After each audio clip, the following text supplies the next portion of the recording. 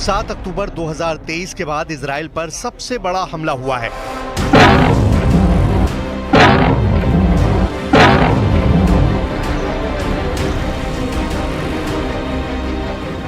Missile attack हुआ है, rocket attack हुआ है। ऐसे वीडियो इजराइल में वायरल हो रहे हैं जिन पर हिजबुल्लाह की छाप लगी हुई है। एक साथ इतने हमलों को देखकर नेतन्याहू और उनके वॉर कैबिनेट में खलबली मच गई है, क्योंकि हिजबुल्लाह ने इजराइल को उस शहर पर हमला किया है जो आबादी के लिहाज से तेल अवीव के बाद इजराइल का दूसरा सबसे बड़ा शहर है। यह है हाइफा। हाइफा यानी इजराइल की सबसे बड़ी बंदरगाह। हाइफा मतलब इजराइल का सबसे बड़ा औद्योगिक इलाका। हाइफा मतलब डिफेंस इंडस्ट्री। हाइफा मतलब इजराइल की अर्थव्यवस्था की रीढ़।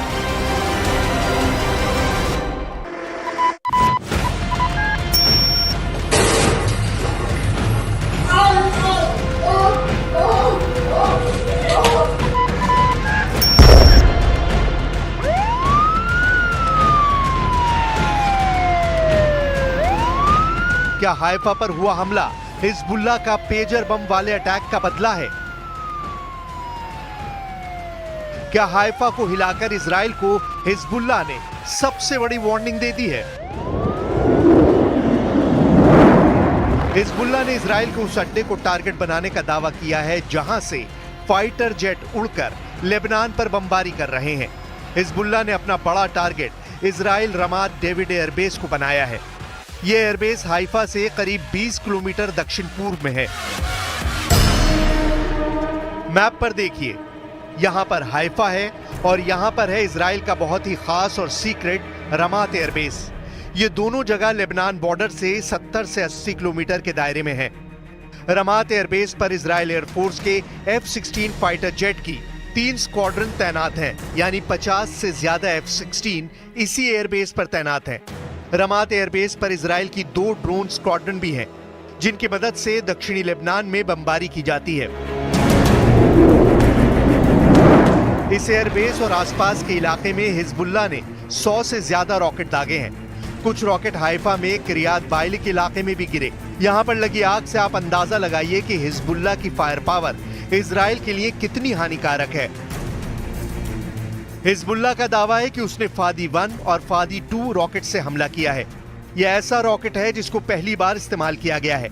फादी 1 220 मिलीमीटर वाले कैलिबर का रॉकेट है और उसकी रेंज 80 किलोमीटर है, जबकि फादी 2 302 मिलीमीटर कैलिबर का रॉकेट है और इसकी रेंज 105 किलोमीटर बताई जा रही है।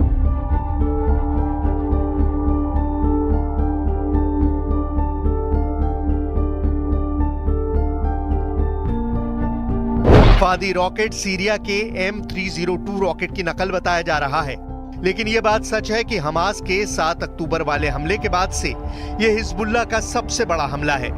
इस अटैक में इजराइल का कितना नुकसान हुआ है, इस पर नेतन्याहू अभी खामोश हैं, लेकिन तस्वीरें बता रही हैं कि हिजबुल्लाह का हमला कितना खतरनाक था। क्या हिजबुल्लाह ने हाइफा पर हमला करके पेजर बम वाले अटैक का बदला ले लिया है? क्या हिजबुल्लाह ने हाइफा को हिलाकर इजराइल को सबसे बड़ी वार्निंग दे दी है? इस वक्त इजराइल में जैसे धारा 144 लागू है। बाहर यानी सड़क और बाजार में 10 लोगों के एक जगह इकट्ठे होने पर पाबंदी लगी है, जबकि घरों या किसी बिल्डिंग के अंदर 100 लोगों को एक जगह होने पर मना किया गया है। हिजबुल्लाह के हमलों के बाद उत्तरी इजराइल में बहुत ज्यादा खौफ है। गोलान की पहाड़ियों पर स्कूल बंद कर दिए गए हैं। गलीली, हाइफा और बेतशीन इलाकों में स्कूल बंद करने का ऑर्डर है। जुलाई 2024 में इस ड्रोन वीडियो को रिलीज करके हिजबुल्लाह ने इजराइल को चौंका दिया था, जब उसके एक ड्रोन ने इजराइल के कई खुफिया ठिकानों की रिकॉर्डिंग की और उसकी पूरी जानकारी बेरूत में हिजबुल्लाह हेडक्वार्टर को भेज दी थी। पूरे इजराइल में इस ड्रोन फुटेज ने कोहराम मचा दिया था। तब हिजबुल्लाह ने दावा किया था कि इजराइल के इंच-इंच इलाके और उसके बड़े ठिकानों की तफसील उसके पास पहुंच चुकी है।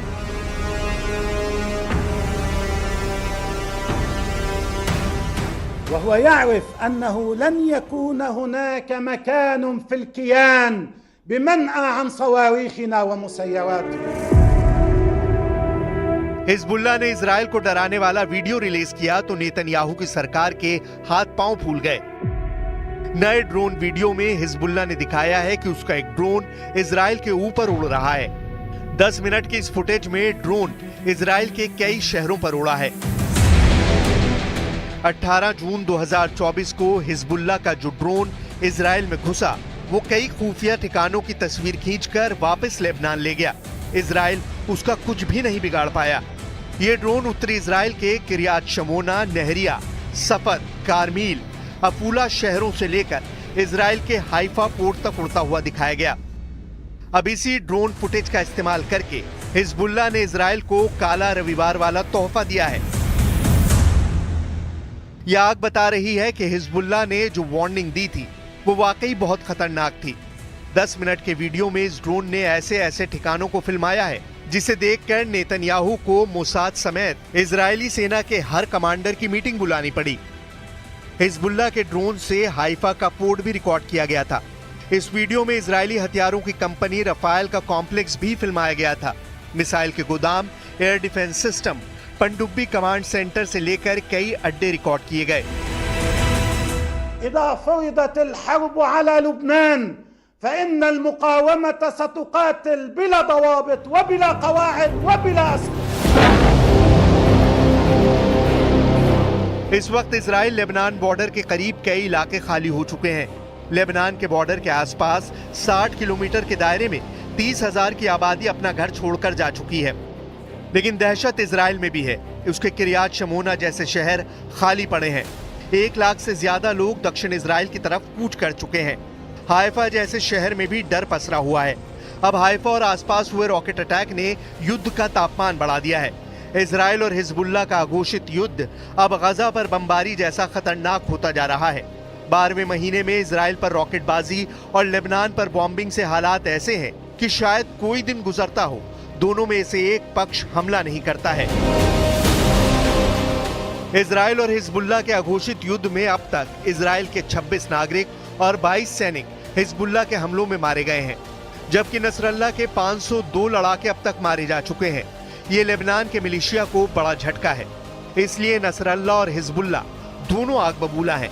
पेजर बम वाले सीरियल ब्लास्ट के बाद हिजबुल्लाह बड़ा बदला लेना चाहता है। लेबनान और इजराइल के बीच ताजा हमलों के बाद युद्ध पक्का माना जा रहा है, क्योंकि हिजबुल्लाह के टारगेट पर अब इजराइल के ऐसे ऐसे मिलिट्री बेस हैं जिसकी नेतन्याहू को उम्मीद भी नहीं थी।